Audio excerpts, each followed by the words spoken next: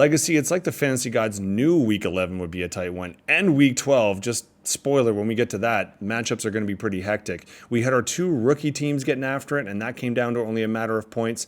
For the most part, pretty disappointing. A lot of teams well under-predicted, but some still got the win. Obviously, some got the loss, and things are just jammed in the middle right now. So let's take a look at week 11, though, before we get to week 12. Week 11 was the weeks of the haves and the have-nots, and it didn't always actually balance to who you thought that was going to be. What I mean by that is you can look on the Yahoo League page.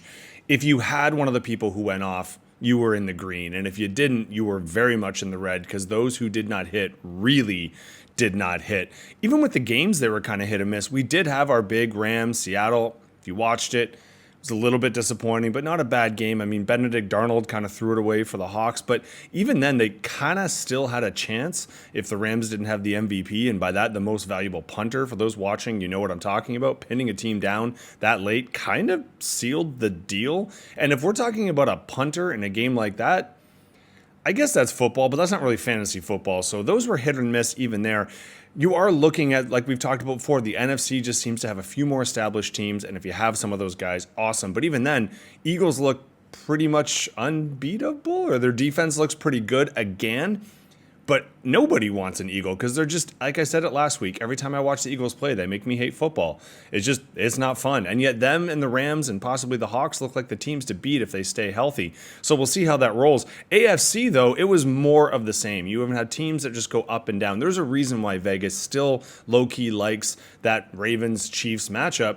They're not looking great either, but they just assume that they might later, I guess. I mean, the Colts have been pretty consistent, obviously, but look at the team like the Bills. 2 weeks ago, looked horrible. Last week, looked dominant, and let's not beat around the bush. It jumps into week 12, but Thursday's already happened, and we know that roller coaster ride continues.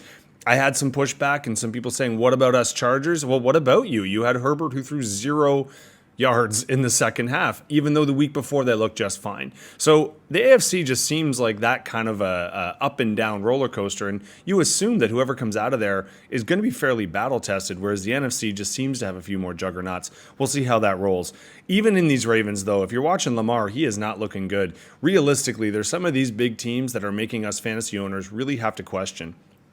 I don't even want to think about being an A.J. Brown owner. I've had him in the past, but not this year, luckily. And now it's like, do you start Michael Wilson over him? Like, maybe, right? Even though he's against Dallas, who you start everybody against Dallas.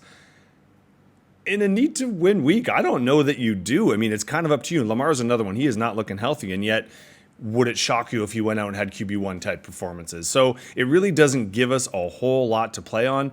Because even in the AFC, the Ravens have not played well. But if they win this week and the Steelers lose, I believe they're tied for the AFC North title. And that's just kind of a dumpster fire and a mess. But going into week 12, because I think it's important to look forward at this point in the season, you're going to notice these get a little bit shorter. And actually, by our playoffs, I kind of cut them off because I think we just want to get to the action. But in week 12, you got Chiefs, Colts, you got Minnesota and Green Bay, you got Philly and Dallas, and you got Tampa Bay and the Rams. And then other than that, you got double-digit point spread. So coming into an essential week here, 12, most of us either need the win to make the playoffs, or if you're in it, you're really fighting for those 1 or 2 seeds because so many things can happen in that knockout week. You got Denver, who low-key is a fantasy team that, like, their guys get started even though they don't score points. Chargers, I just talked about them, not trying to bury the needle. You got Miami and Washington. Again, Washington not so much, but Miami, their big guys are being started. So with 3 weeks left, I don't envy any of us making those decisions. But before we get to 12, let's cover 11. Then we'll deal with the tough talks. It's all happening again. Connor goes on these runs, and then he just sometimes can't get stopped. I kind of thought maybe, Marco, this week you were looking like it, but unfortunately for you, the boring Eagles boarded up again, and they didn't even make connections. I don't even know how to talk about this anymore without getting upset. And if we look at your team, unfortunately, you've had some guys in the last few weeks. You've been hot. This week, they were not. You just didn't really cash in. Singletary was kind of your only one who really went off, other than HN, who was, I believe, 6 or 7 in terms of the running back, but nobody in that top 5. Really let down by a lot of your guys. 50 under projected. Sorry, buddy. But hey, you know what? You took a hit. You're still in playoff contention right now in a spot. The guy who's trying to take it from you, he's the guy who came at you with a lot of one performances. Josh Allen was the QB1, and we don't have to go too far down to see the QB3 in Brissett. Man alive, tight end 2 in Kittle, and then wide receiver 2 in this league, 1 in some others. Point scoring matters here. In Tet McMillan. So pretty crazy. Now, it was a bye week as well for Connor. He had his boy on the bench, and he's still doing this. I'm a little bit scared. Could someone please take him out? If he makes the playoffs, he just might wreck everything. But that's kind of Connor's way, so we'll see how it goes. Marco, you could have done it this week, but like I said, you still hung on to your spot. We'll see what that does with the standings. Connor, you keep winning, buddy. This league could be yours. Crazy enough, this week, there was not that many huge performances, as I kind of mentioned before. So I'm actually the second top scorer, and yet I was well underpredicted. Just not as well underpredicted as, unfortunately, Rennie was. The 0 from Quentin. I mean, Jacobs was hurt, so you can't really blame you on that one. Henry did just fine. You did have the defense 1, so that's something. And if we even look on your bench, it's not like you made a lot of bad calls. You just had an off week. Now, for me, I mean, Jameis Winston on my bench, that made me happy. Cleveland having the defense, too, that did not make me happy. But everything else, I mean, I can't really complain. CeeDee Lamb did fine. Jordan Love did fine. But realistically, let's be honest, I was the running back 2, running back 4. And if I didn't have him, I wouldn't be here because I was just in the same boat as you, Rennie. A lot of underperformances. Lucky for both of us, we've had an okay season enough to know that right now, still in the playoffs. But as we're going to see later, it's not a gimme. It's just a good place to be right now. Battle of our 2 rookies came down to the logistics at the end, so everyone's going to matter here. The fact that Rodgers broke something in his hand, London had to leave, probably are going to factor things in. Now, the big one, Timmy Wilson, that's huge for you. Wide receiver 1 coming out of nowhere. Kenneth Walker didn't have his touchdown stolen this week. So that's pretty special. Other than that, you just kind of treaded water and did your best on the bench. You did. I mean, Mariota would have been a gutsy call. I don't think I would have made that, nor would have anyone else over Lamar Jackson. But turns out in this particular week, it would have been okay. On the flip side of the coin, we had the defense 5 in Baltimore, running back 3 in Bijan. And then some okay performances. You just needed one more tweak here. I'm not going to go and do the math. You did have a near commando situation. You didn't have a whole lot to go to. The dart injury probably hurt you a lot, and Flacco just not being able to do what he did last time against Pittsburgh was kind of your kicker. You were actually both of you over predicted, one just barely and one considerably. So we talk about matchups that are going to have a swing. If you notice, the difference between 5th and 10th is 1 game. We're about to get to standings. You're going to see how that all kind of phases out. But in the meantime, huge win, Timmy, to stay in it. Jason, Josh, can't be that mad, but can't be that happy either. Yet another example of 2 teams that really needed the wins for different reasons, going under predicted and then being happy. One being happy, one not so good. You got to think this would have been a tight matchup if everyone hit their predicteds, but if you look, it was pretty all over the map. Gene, you kind of have your star here, your quarterback 4. I mean, A.J. Brown, I would say that's his equivalent to like having 100 points. I was just as surprised. You just didn't have anyone pop and really go off, and you kind of needed it. You did have some love on the bench, but not a whole lot. Speaking of love on the bench, yowzers. We look at the quarterback 2. We got the tight end 3, and then the wide receiver 6, just outside of the top 5. That's pretty hectic for in general. I mean, and if you actually, and the quarterback 5.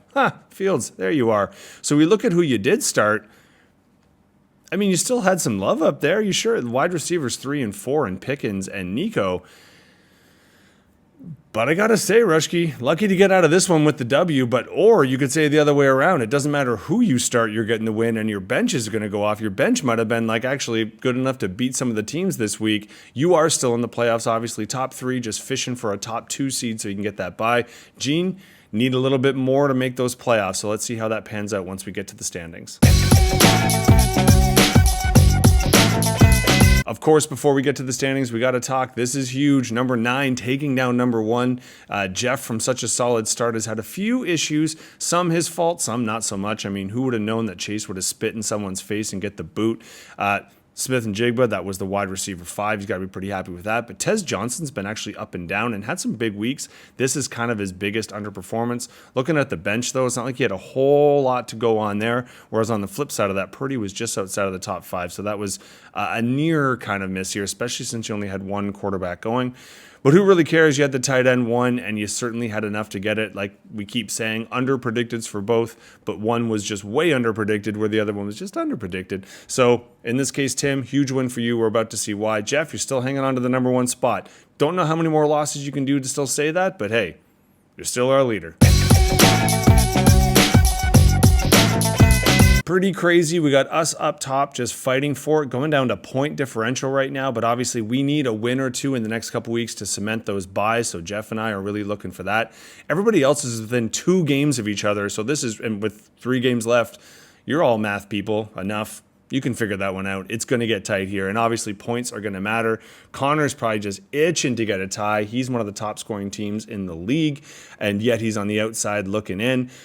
He's going to need at least 1 win and some losses, and that's going to be likely just with the way things are going. But realistically, at this stage, nobody's quite out of it. So for the umpteenth time, I'm going to say it matters who you play.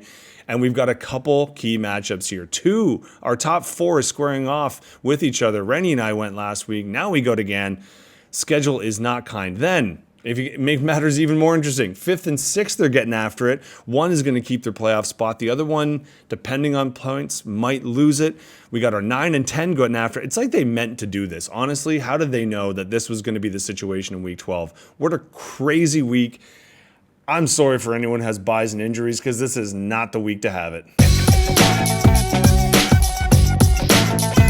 Can't say it any other way, Legacy. The stage is set for an epic week 12. And by epic, who knows? Maybe fantasy football will actually be good football. Or maybe all of these double-digit point spreads will be garbage games and the only reason you would possibly care about them is because of fantasy football. But let's be honest, like I said, to be this late into it and have nobody out of it and very few guaranteed positions, sign of a great league. Good luck, everybody.